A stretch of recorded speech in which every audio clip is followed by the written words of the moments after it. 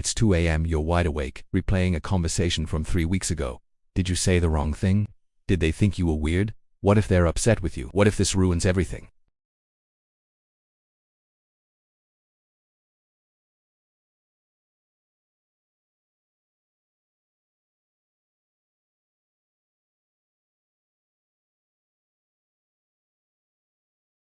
It shows up in two main forms.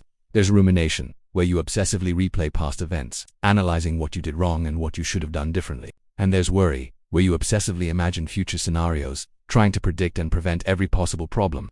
Here's the trap. Overthinking feels productive. It feels like you're solving problems, preparing for challenges, or learning from mistakes.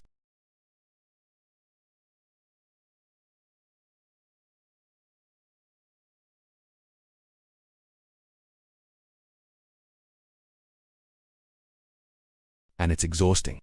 Overthinkers are mentally drained not because they're doing more, but because they're thinking about doing more. They're running a million simulations in their head while making zero actual progress. Meanwhile, the mental energy they're burning could be used for things that actually matter. Overthinking often comes from a desire for control. If you can think through every possibility, predict every outcome, prepare for every scenario, then nothing bad will happen. Right, wrong. Life is unpredictable.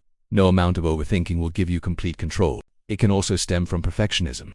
You're afraid of making the wrong choice, so you analyze endlessly, hoping the perfect answer will reveal itself. But most decisions don't have a perfect answer, just different trade-offs. Past experiences play a role too.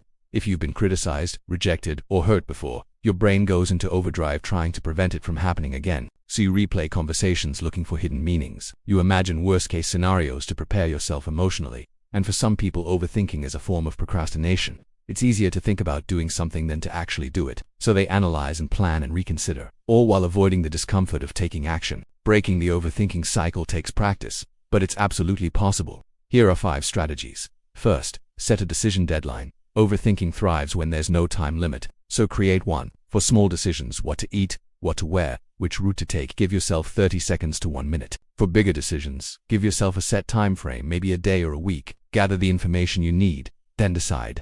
Once the deadline hits, you choose based on what you know, not on achieving perfect certainty.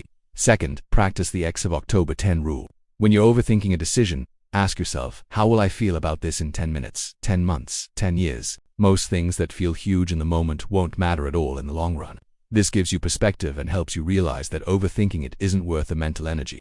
Third, redirect with action. Overthinking is mental energy stuck in a loop. Break the loop by doing something physical. Go for a walk. Do 10 push-ups, call a friend, cook a meal. Physical activity interrupts the mental spiral and brings you back into your body. Fourth, write it down. Get the thoughts out of your head and onto paper.